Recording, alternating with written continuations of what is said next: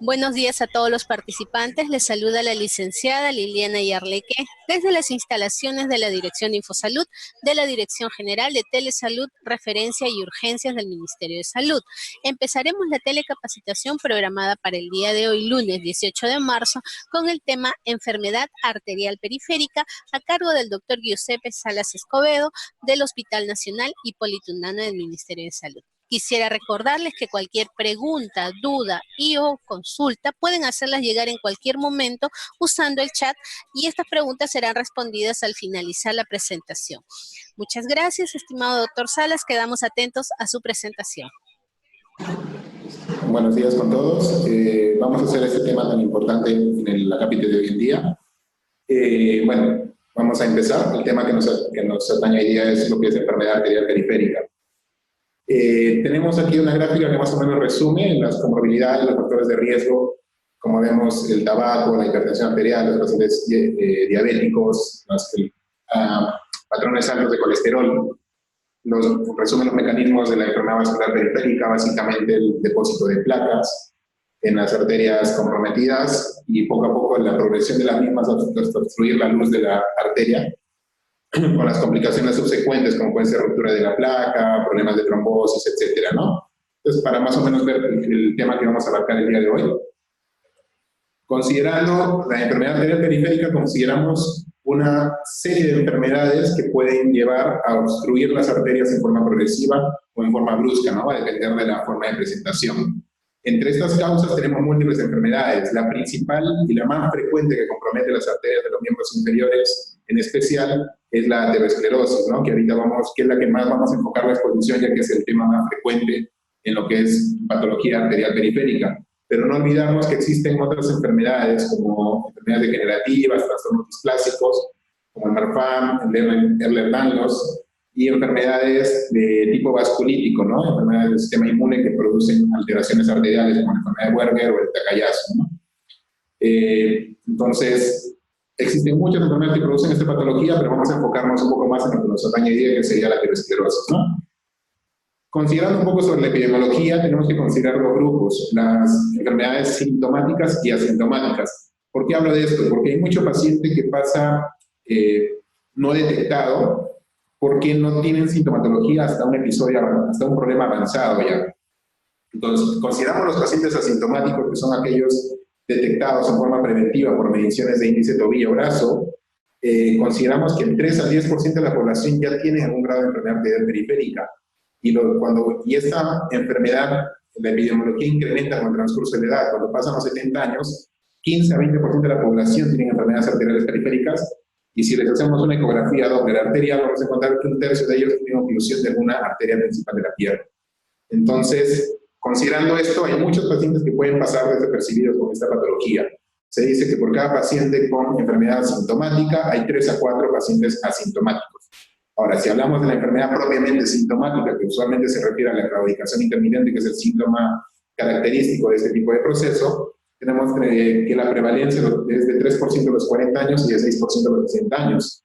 Si consideramos esto en una población general, vemos que 1 de cada 5 personas de más de 65 años tiene un problema arterial.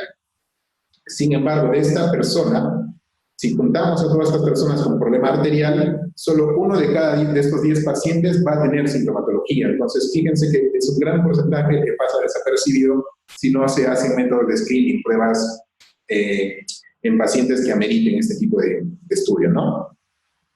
Entonces, considerando que la aterosclerosis es la principal causa de esta enfermedad, tenemos varios factores de riesgo asociados. Los principales son los modificables: el tabaquismo, la diabetes, la dislipidemia, la obesidad, la hipertensión, estados de hipercoagulabilidad. Y los no modificables, que tenemos la edad, ya hemos visto que conforme avance la edad hay más riesgo, el sexo, que es más predominante en varones, y la carga genética, que también tiene algún rango de importancia en este tipo de enfermedades, pero ya es menor. Si nos preguntamos de los factores de riesgo, ¿cuáles son los que más importan? Aquí vemos un cuadro comparativo sobre la razón de probabilidades, odds ratio, de las distintas enfermedades, de los distintos factores de riesgo. Y vemos que el factor de riesgo más involucrado son el tabaco y la diabetes. Entonces, esos son los 2 factores de riesgo modificables más importantes para las enfermedades arteriales periféricas.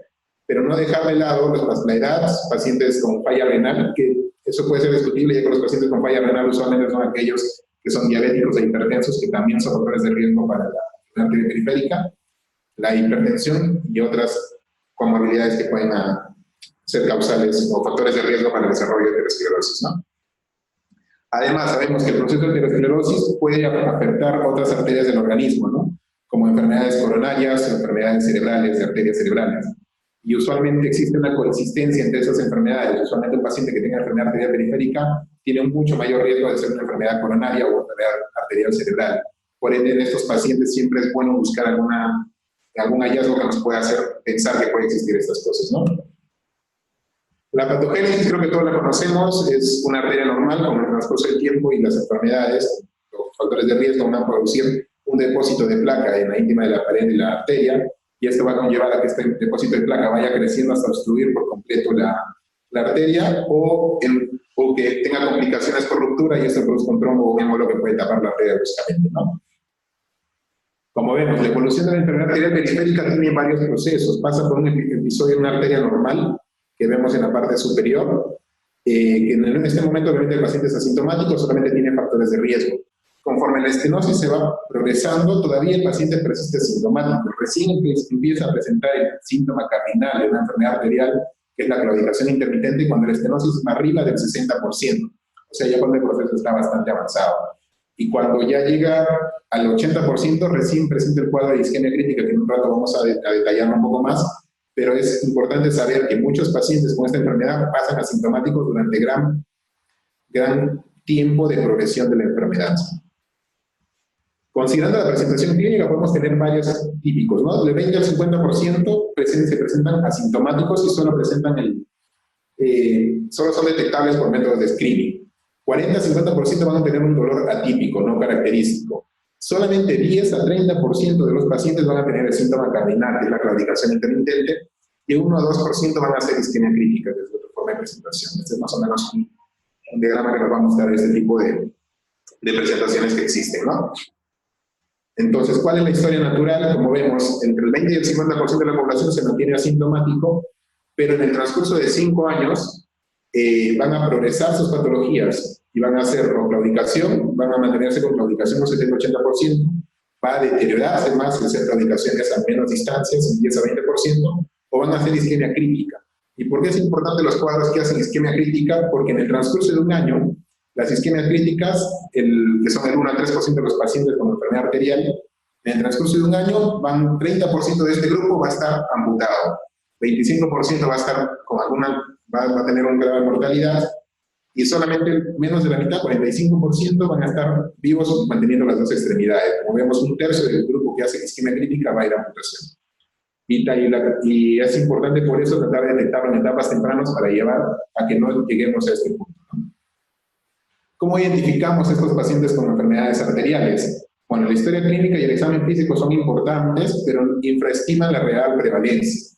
Debemos detectar los pulsos, pero debemos usar siempre un método de screening, y el método de screening de elección es el índice tobillo-brazo, en un rato lo vamos a detallar. Este índice tobillo-brazo es importante que se haga a todo paciente que tenga factor de riesgo. Pacientes entre 50 y 70 años que tengan un factor de riesgo tienen que hacerse sí o sí este método de screening. Y todo paciente más de 70 años, sin excepción, también tiene que pasar por este método de screening. Además, pacientes que sean sintomáticos a cualquier edad. ¿Cómo se diagnostica? Bueno, este es el índice tobillo-brazo. El examen físico es importantísimo. La anamnesis, preguntando el tipo de dolor, la presentación de claudicación, etc. El examen físico, inspeccionando la extremidad, ver si hay frialdad, si la sensibilidad está conservada, si hay motilidad normal, la presencia de los pulsos, alteraciones cutáneas tróficas, ausencia de vello, disminución de la musculatura, etc. Son muchos los síntomas que nos pueden llevar a identificar un problema arterial crónico como este, ¿no? Ahí vemos los distintos cosas que tenemos que buscar en el paciente: la coloración, la temperatura, el llenado distal, la integridad de la piel, la presencia de los pulsos o ausencia de los mismos. La catalogación de pulsos es vital en todo paciente que tengamos alguna sospecha para ver cómo están. Y esto que es vital hoy en día, ¿no? El uso del índice tobillo-brazo. El índice tobillo-brazo se hace, como les dije, en todo paciente que tenga factor de riesgo arriba de 50 años. La intención de este método de screening es que detecta la enfermedad arterial periférica desde episodios asintomáticos. Entonces ya podemos identificar claramente qué pacientes tienen ya enfermedad arterial periférica y empezar su tratamiento desde momentos iniciales para evitar llegar a las complicaciones posteriores, ¿no? El problema y el inconveniente de este método es que necesitamos materiales para realizarlo. Necesitamos un esfingomanómetro que podemos encontrar de paso en cualquier sitio, pero además necesitamos una sonda de Doppler de ultrasonido de sonido que sea entre 5 y 8 MHz para amplificar el sonido y identificar el punto donde al desinflar el esfingomanómetro empieza el sonido de la pulsación, ¿no? Se hacen mediciones tanto en los brazos como en el tobillo. En los brazos se busca la arteria braquial, se infla el esfingomanómetro a 20 milímetros de mercurio por encima de la presión de donde deje de sonar la pulsación y se desinfla hasta que empieza a sonar y se toma el registro entre ambos brazos, cuál es el mayor. Luego se procede a tomar el registro en las piernas, en cada pierna, en la pierna derecha y en la pierna izquierda, poniendo el transductor Doppler, identificando la pulsación a nivel de la arteria del pulso medio y otro a nivel del pulso tibial posterior. Se registran las dos medidas y la mayor se toma en cuenta.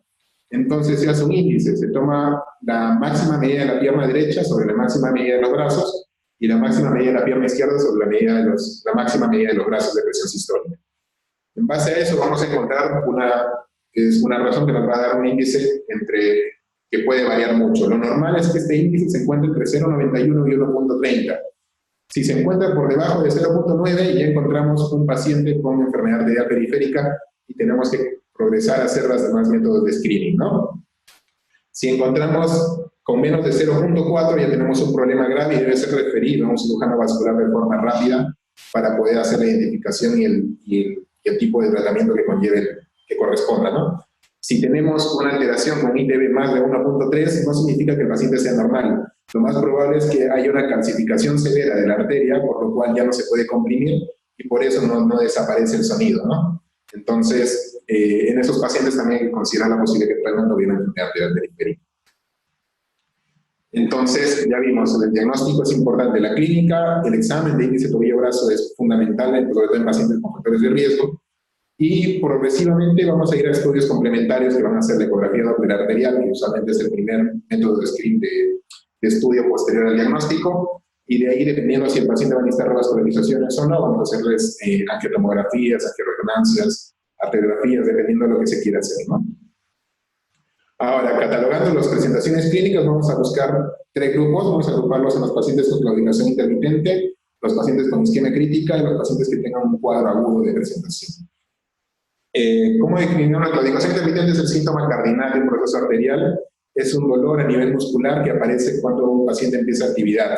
Usualmente es el paciente que se le dice que camina mirando las vitrinas, ¿no? Es aquel paciente que camina, avanza y le empieza el dolor, se detiene, se reposa un rato, calma el dolor, vuelve a avanzar y está en ese proceso, ¿no? Ese síntoma se le conoce como claudicación intermitente, pero sabemos que solo la claudicación típica está en 1/3 de los pacientes afectados. La relación anatómica es importante porque vamos a ver, dependiendo de dónde se presente la claudicación, podemos pensar más o menos dónde es la obstrucción. Si es a nivel de nalgas y cadera, podemos pensar en enfermedad ortoiliaca. Si es a nivel del muslo, también ortoiliaca o femoral común. Si es en pantorrilla, ya problemas de femoral superficial o obliqua, ¿no? Y si es más abajo, ya problemas de tibiales, ¿no? Esos son los síntomas más clásicos dependiendo del nivel donde se instale la claudicación, que nos pueden hacer pensar a qué nivel más o menos está. Obviamente, este es solamente desde el punto de vista clínico. Creo que ya se conocen las clasificaciones de la claudicación intermitente.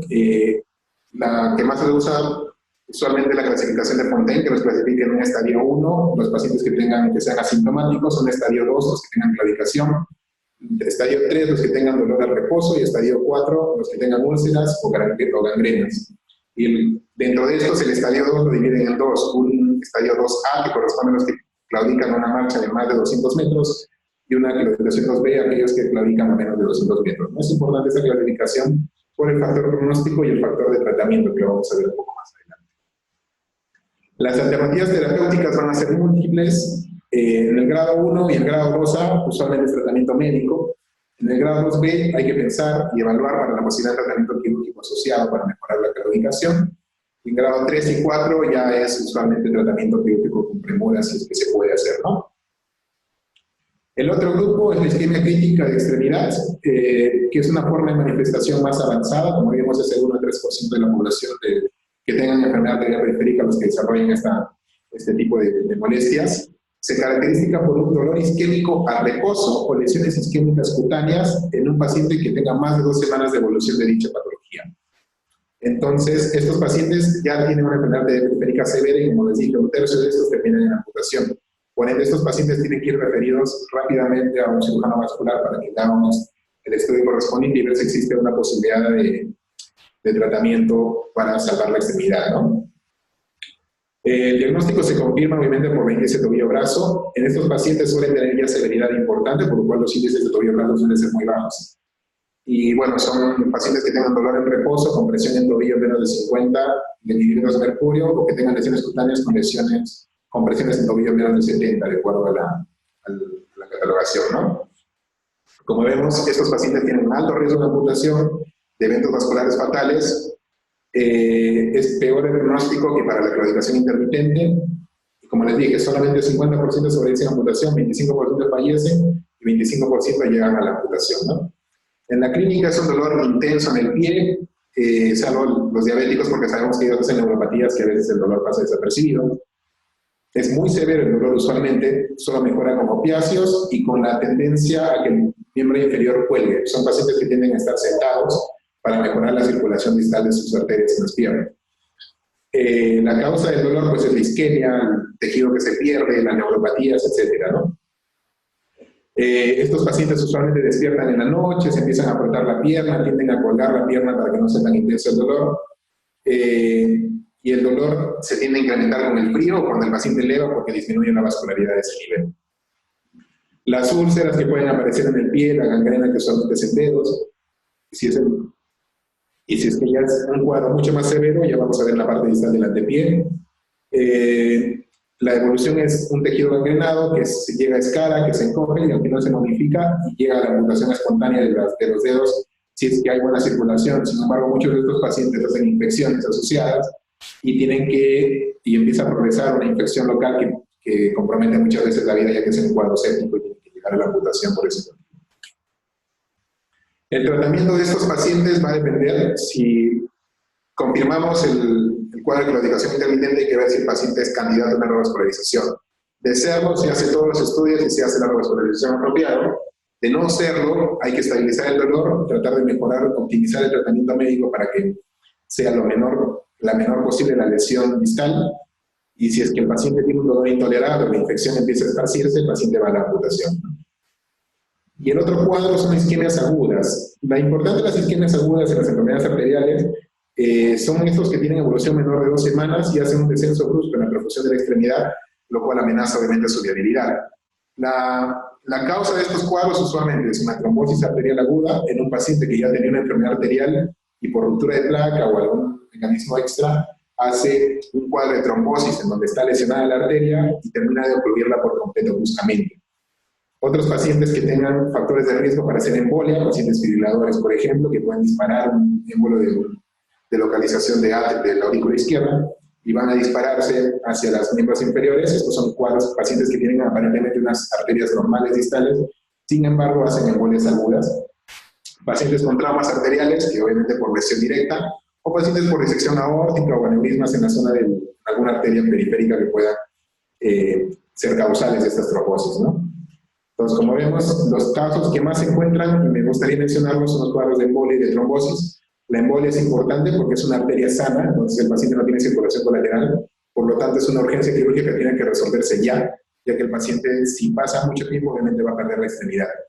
La trombosis arterial también es un cuadro urgente, pero es una arteria previamente enferma, por lo que tienden a tolerar episodios un poquito más prolongados de isquemia. Sin embargo, no deja de ser una urgencia y tiene que ser entrada a sala prontamente también para resolver su solución. Ese es el tipo de pared en los que se presentan los cuadros, ¿no? La fisiología. Las cuadros de cuadro agudo, de isquemia aguda, las tenemos por la regla mnemotécnica de presencia de dolor, ausencia de pulso, palidez, la parestesia, parálisis y la frialdad, ¿no? Esas son las reglas de las 6 P's, que es lo clásico en nuestros cuadros agudos. Normalmente estos los dividimos en 3 grupos: aquellos que tengan una viabilidad conservada, los que están su viabilidad de extremidad amenazada, los que son no viables, que lo vamos a catalogar en base a la sensibilidad, motilidad y las señales arteriales o venosas que existen a nivel del Doppler. Como vemos, la mayoría se presentan en una categoría viable o amenazada, y son pocos los que no son viables. Y los dividimos en esos grupos para ver si es que están en categoría de viables o amenazadas, tienen que ir a una revascularización pronta. Si están en una categoría 3 que ya no es viable la extremidad, pues también van a amputación. El tratamiento usual de este tipo de isquemias agudas, porque usualmente se ven a trombos o émbolos, es la tromboembolectomía, y en caso de trauma, la reparación de la arteria, ¿no? Entonces, ahora abocarnos un poquito al tratamiento en general de estas patologías. Factor número 1, tenemos que quitar los factores de riesgo. ¿Cuáles son los factores de riesgo más importantes? El tabaco. Estos pacientes tienen que estar en una terapia de reemplazo de tabaco y desaparición del mismo para poder asegurar que tengan mejoría a nivel arterial. El segundo punto importante es reducir el peso, disminuir la ingesta calórica, restringir carbohidratos e incrementar la demanda de ejercicio. El tercero es el control de la dislipidemia. Tenemos que mejorar el colesterol, el LDL en especial, disminuirlo a menos de 100 miligramos, y aquellos pacientes que tengan problemas vasculares a más de un nivel, menos de 70, ¿no? La modificación dietaria sí se puede, pero en algunos pacientes, y en pacientes sintomáticos en especial, se debe empezar una terapia con estatinas, ya que no solo tienen efectos a nivel del colesterol, sino tienen que estabilizar la placa que se produce a nivel de las arterias. Y en pacientes con HDL muy bajo, se puede considerar el apoyo con fibratos y niacina. Pacientes hipertensos, tenemos que controlar su factor de presión arterial. Necesitamos presiones arteriales de menos de 140/90, y si es que el paciente tiene además diabetes, tiene que controlarse a menos de 130/80, ¿no? El uso de medicamentos puede ser diferente. Podemos usar cualquier medicamento contra antihipertensivos que suelen recetar los médicos de cardiología, pero se pueden añadir los que tienen mejor acción aparentemente como primera línea para pacientes que además tengan enfermedad arterial, son las tiazidas, los inhibidores de congestinas como el convertidor de angiotensina, entre otros, ¿no? La diabetes tiene que ser controlada en estos pacientes de forma estricta. Tenemos que conseguir una hemoglobina glicosilada menor de 7 o tan cerca a 6 o menor si es posible, ¿no? Debemos darles una terapia antiplaquetaria. El uso de aspirina a dosis bajas es muy eficaz y es indicativo en todo paciente sintomático, y en no sintomático también hay una evidencia que es ligeramente favorable que se use. Los pacientes con enfermedad arterial deben usar un antiplaquetario. Y lo más importante de estos pacientes, sin duda alguna, es el ponerlos a programas de ejercicio. Estos pacientes deberían ir a una terapia de ejercicio con sesiones que tienen que ser por lo menos 3 veces por semana. Es más efectivo el uso de una caminadora, y las sesiones tienen que ir progresando desde 30 hasta conseguir hacer 60 minutos de caminata. Se dice que este ejercicio tiene que ser supervisado, ya que es la única forma de asegurarse de que el paciente lo esté haciendo y mejorar su circulación arterial distal. Y el mínimo de tiempo en que debe ser la supervisión y el inicio del tratamiento de ejercicio es 12 semanas, 3 meses. En cuanto a medicamentos que sirvan, que tengan utilidad, tenemos alcilostaxol, que es el medicamento que se ha visto que tiene una mejoría clara en la enfermedad arterial periférica, ya que aumenta el rango de caminata, disminuye el rango en el que uno hace claudicación intermitente. Por lo tanto, se les da como un fármaco de primera línea. Y si tenemos aquí una comparación, los pacientes que usan alcilostaxol, pero los que están en verde, miren, su distancia de marcha incrementa con el transcurso del tiempo del uso del alcilostaxol, a diferencia de los pacientes que están en blanco, que son los que no toman nada, y los que antes se daban lo que son la pentoxifilina, que como se ve no tiene un claro factor de mejora en distancia de marcha. Entonces el medicamento indicado para los pacientes con problemas arteriales es el alcilostaxol. Entonces ya tenemos una estrategia de cómo manejar a estos pacientes. Tenemos que mejorar todos los factores de riesgo primero. Si es un paciente con claudicación 1, como Fontaine 1 o 2A, esto asociado a una terapia para la claudicación y el uso de ejercicios puede ser suficiente para mantener la extremidad y hacer controles consecutivos. Sin embargo, si tenemos pacientes con Fontaine 2B, 3 o 4, hay que buscar otras lesiones proximales, hacer estudios complementarios para ver una posibilidad de revascularización, ya sea a nivel endovascular o quirúrgica. Bueno, esto es para isquemia crítica. En algunos sitios donde tienen prostanoides usan el inopros u otros prostanoides que son útiles para el manejo de este tipo de pacientes, ya que disminuyen el rango de amputación. Dan mayor chance de sobrevida con el uso de las dos piernas, ¿no? Y finalmente tenemos el tratamiento quirúrgico endovascular, que va a ser la revascularización propiamente, que va a depender en aquellos pacientes que tengan mala evolución del tratamiento médico 2A, o que tengan claudicación 2B o isquemia crítica crónica, que deben estudiarse con esta posibilidad, y si tienen lesiones candidatas de revascularización, se pueden hacer este tipo de procedimientos que ya pueden ser endovasculares o quirúrgicos, ¿no? Esa sería una exposición somera del tema que nos ha traído el día de hoy. Gracias por su atención.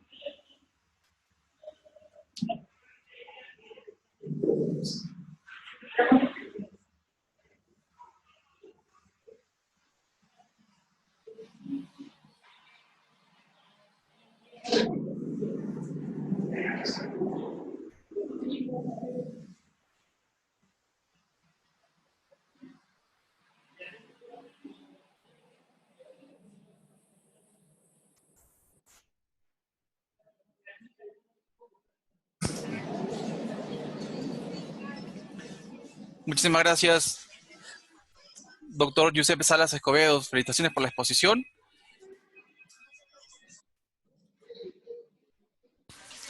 ¿Qué tal? Saludamos y pedimos a los participantes si tienen unas preguntas sobre este tema tan importante. Yo lo que sí te está preguntando, doctor, con respecto al diagnóstico. Es importante entonces realizar el índice de tobillo-brazo. Es un examen fácil de hacer, se puede hacer en el consultorio. ¿Cómo se realiza? La importancia también de ecografía Doppler. ¿Cómo se hace entonces el diagnóstico de esta insuficiencia arterial periférica? Bueno, sí, el diagnóstico es sumamente importante, ya que nos permite empezar en momentos tempranos el tratamiento. Como les dije, el diagnóstico inicialmente puede ser clínico, todo paciente tiene que ser visualizado, tiene que ser una anamnesis minuciosa buscando todos los factores de riesgo mencionados para este tipo de problemas: diabetes, presión alta, tabaco, problemas de colesterol, pacientes con enfermedad renal crónica, edades avanzadas. Y cualquier paciente que presente un factor de riesgo debe ser sometido a un estudio de índice tobillo-brazo, que es el método de screening de referencia para evitar que pasen desapercibidos aquellos pacientes que son asintomáticos, que en la clínica los vamos a encontrar con pulsos muy similares a la gente normal probablemente, pero ya pueden tener algún grado de obstrucción. El índice tobillo-brazo es sencillo de realizar, lo que sí demanda un poco de tiempo y demanda el instrumental. Se necesita el esfingomanómetro, como les dije, que es de disponibilidad. Creo que eso lo podemos encontrar en cualquier sitio. El problema va por la sonda Doppler, ¿no? Que es una sonda de ultrasonido muy similar a la que usa ginecobstetricia para detectar los latidos cardiofetales, solo que son sondas que tienen que detectar entre 5 y 8 MHz, que van a detectar la pulsación de las arterias. Toma aproximadamente 15 a 20 minutos la toma de este estudio, y consiste en inflar, como tomamos la presión arterial, inflamos a nivel del brazo, y con el transductor lo ubicamos sobre la arteria humeral, y ahí vamos a detectar en qué momento pulsa, que va a ser la presión sistólica, y vamos a tomar ese valor, lo vamos a poner como el cociente, y luego vamos a tomar las presiones a nivel de la pierna, ponemos el esfingomanómetro dentro de la pantorrilla, y insuflamos hasta que desaparezcan las ondas tanto a nivel de la arteria pedia como de la arteria tibial posterior, y tomamos las medidas. La más alta de las dos se toma, y en base a eso calculamos. Ese va a ser la parte alta, y vamos a dividir este índice, esta presión sistólica encontrada en el tobillo sobre la presión sistólica calculada en el brazo, y nos va a dar un cociente. Si es un factor de menos de 0.9, vamos a tener diagnosticada la enfermedad arterial periférica, y el paciente debe ir a estudios complementarios. El estudio inicial de todo paciente con enfermedad arterial periférica es la ecografía Doppler arterial, lo cual nos va a decir hasta qué rango está obstruido, y en base a eso vamos a ver la posibilidad de un tratamiento ya para el paciente, ¿no? Propiamente va a depender de eso. Excelente, doctor. Muchísimas gracias. Es muy importante entonces tratar de aprender este procedimiento, tratar de conseguir entonces para poder realizarlo. Con respecto al tratamiento, doctor, en el caso, hay terapia física también. El paciente es derivado a terapia física, rehabilitación, para que haga algún plan de ejercicio físico.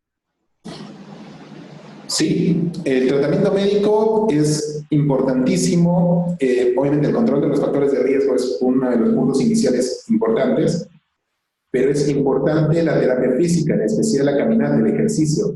Solamente el ejercicio es uno de los, es de indicación con nivel de evidencia A.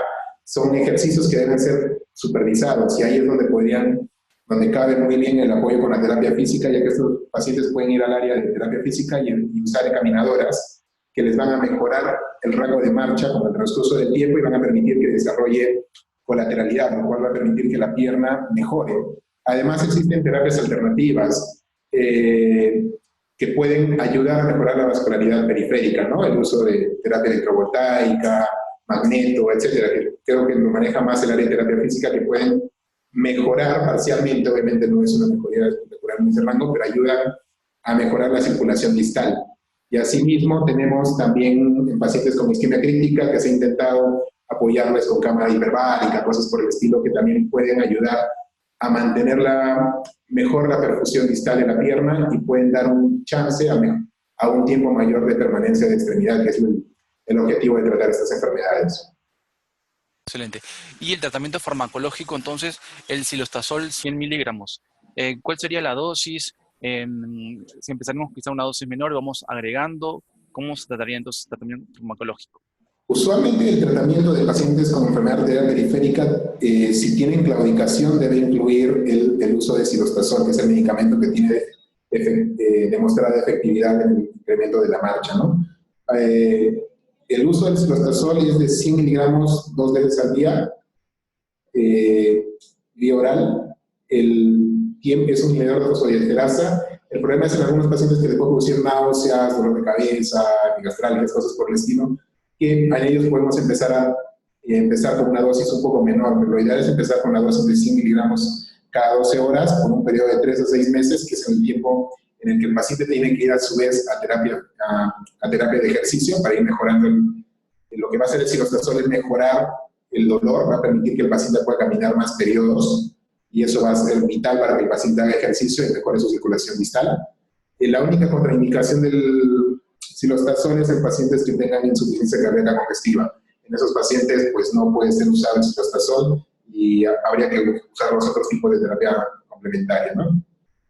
Excelente, doctor. Justo tenemos una pregunta en el chat que así nos preguntan alguna contraindicación para el uso del cilostazol y si se puede usar en pacientes con antecedentes de accidente cerebrovascular hemorrágico.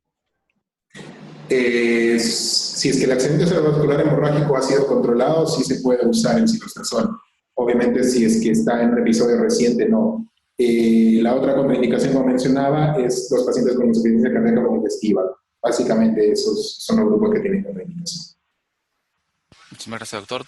Nos han preguntado también en el chat, ¿cuál es el diagnóstico diferencial con patologías no cardiovasculares en pacientes con arteriopatía periférica aguda?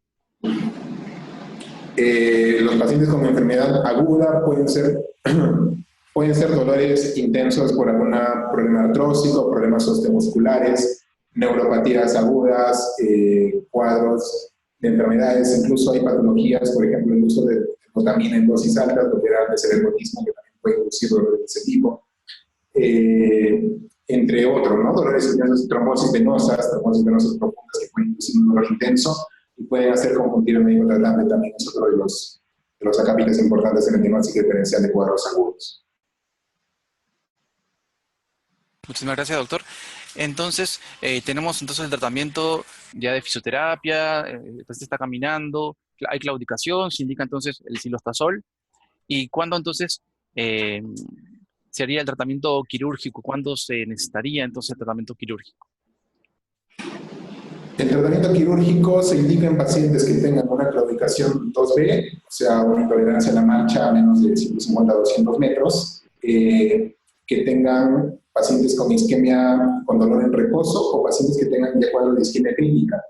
Pero no basta con que tengan eso, tenemos que hacer estudios complementarios que nos permitan valorar si es que existe la posibilidad. Los estudios complementarios son tanto la ecografía Doppler, los estudios tomográficos con contraste, como la angiotomografía, o el estudio de arteriografía propiamente, que nos van a catalogar no solo los niveles de obstrucción, sino los porcentajes y ver las posibilidades quirúrgicas o endovasculares que existan. Obviamente eso va a depender del tipo de lesión. Si son lesiones cortas, de repente puede ir a una terapia endovascular que le va a ir bien. Si son lesiones largas, de repente van a necesitar una terapia de bypass, con un tratamiento quirúrgico con bypass de una arteria sana hacia la parte distal de la arteria enferma. Entonces necesitamos esos estudios para catalogar cómo están las arterias, ver los lechos arteriales y en base a eso plantear una posibilidad quirúrgica o endovascular dependiendo de lo que se disponga y de lo que corresponde en cada caso que se estudia, ¿no? En esos casos, si está todo aprobado y el paciente tiene esa sintomatología, se plantea el tratamiento quirúrgico, que sería la opción principal en este tipo de pacientes que tengan esta indicación. Excelente, doctor. Pienso que es una patología poco diagnosticada o infradiagnosticada. ¿Y cuáles serían entonces las posibles complicaciones de un paciente con este tipo de insuficiencia arterial? Bueno, las complicaciones son claras, es una progresión, bueno, inicialmente si no detectamos un paciente asintomático va a progresar a presentar sintomatología, que es la claudicación o dolor, va a progresar luego a ser isquemia crítica crónica y el riesgo que conlleva obviamente este tipo de patologías es, en primer lugar, la no viabilidad de la extremidad que va a llevar a una amputación y los pacientes que llegan a amputación usualmente en el transcurso de entre 1 y 5 años pierden la otra pierna también, ya que no hacen ejercicio, ya no hacen terapia y siguen los factores de riesgo por su depresión. Y la otra es la mortalidad que conlleva, ¿no? Hemos visto que los pacientes con isquemia crítica crónica hasta un 25% fallecen, ya que no solo se relaciona la enfermedad arterial periférica con problemas arteriales distales, sino que estos pacientes pueden tener problemas arteriales cerebrales, pueden tener problemas cardíacos por problemas coronarios, y además que los pacientes que hacen isquemia distal van a hacer infecciones a ese nivel y esos pueden complicarse con sepsis en el momento inmediato. Entonces, las complicaciones y la mortalidad asociadas a este tipo de enfermedad es alarmante, ¿no? Y es muy preocupante que estos pacientes deben ser detectados de etapas tempranas. Importantísimo, doctor. Doctor, con respecto a la referencia desde el primer nivel de atención hacia el especialista, ¿cuándo se debe realizar? Lo ideal es que se identifiquen estos pacientes en el área periférica. Normalmente los de primer nivel van a manejar pacientes con diabetes e hipertensión, que son enfermedades que abundan bastante, o pacientes con hábitos tabáquicos altos. Si es que no disponen de un equipo para tomar índice tobillo-brazo, estos pacientes deberían ser revisados minuciosamente para buscar enfermedades arteriales periféricas, ya sea con pulsos, exámenes de calor, sensibilidad, y preguntarles bien por síntomas propios de enfermedad. En el momento en que el paciente tenga algún síntoma o que tenga más de 2 factores de riesgo y necesite un screening o hay una sospecha clínica de que el paciente pueda tener una enfermedad arterial, ya que encontramos pulsos disminuidos o alteraciones distales de la piel o cosas por el estilo, deben ser referidos para hacer un examen inicial por el área de cirugía vascular y en base a eso nosotros ya iremos pidiendo los estudios correspondientes. Excelente, doctor. Muchísimas gracias. Felicitaciones por esta recapacitación. Y el tema es muy, muy importante. Empecemos entonces de la atención primaria a poder diagnosticar a tiempo, tratar, prevenir, actuando sobre los factores de riesgo. Doctor, ¿algunas recomendaciones finales para toda la atención primaria que nos está viendo en estos momentos? Sí, lo importante creo yo, obviamente no van a manejar mucho lo que es la parte quirúrgica más avanzada, pero sí es importante el screening. Usualmente no llegan muchos pacientes al área de cirugía vascular en una etapa inicial, ya llegan cuando ya los síntomas son muy evidentes, cuando ya es una claudicación a muy poca marcha, o cuando el paciente ya está haciendo síntomas de isquemia que recién son referidos. Estos pacientes deben ser sospechados desde etapa temprana, porque allí es donde podemos realmente hacer un impacto. Ya cuando el paciente llega a un estadio avanzado, usualmente hay pocas posibilidades de revascularización quirúrgica y usualmente van mal. Las evoluciones de este tipo de pacientes es mala. Entonces, lo ideal es encontrarlos en etapas tempranas o con claudicaciones a distancias importantes, cosa que ya pueden ser catalogados, estudiados y seguidos para ver en qué momento sea conveniente hacer un tratamiento quirúrgico ayudante y ya empezar su tratamiento médico desde el inicio, desde la etapa asintomática, si es posible. Muchísimas gracias, doctor Giuseppe Salas Escobedo. Le enviamos un gran saludo, lo esperamos en próximas telecapacitaciones. También un saludo a todo el equipo del Hospital Hipólito Unanue. Muchísimas gracias. Gracias. Hasta pronto, doctor. Hasta luego. A todos los participantes también invitarlos a las telecapacitaciones del día de hoy, a las 11 de la mañana, accidentes punzocortantes en trabajadores de salud, a cargo del Hospital Nacional Arzobispo Loaiza, Ministerio de Salud. También a las 12 del mediodía, fármacos y eventos adversos en el adulto mayor a cargo del Hospital Nacional Cayetano Heredia. Y también a la 1 de la tarde, discapacidad intelectual a cargo del Instituto Nacional de Salud del Niño del Ministerio de Salud. Están todos cordialmente invitados Muchísimas gracias. Recordarle que esta telecapacitación, como las demás, serán subidas al canal de YouTube Telesalud Minsa, donde podrán suscribirse y activar la campana para notificaciones de próximas telecapacitaciones. Hasta pronto. Muchísimas gracias.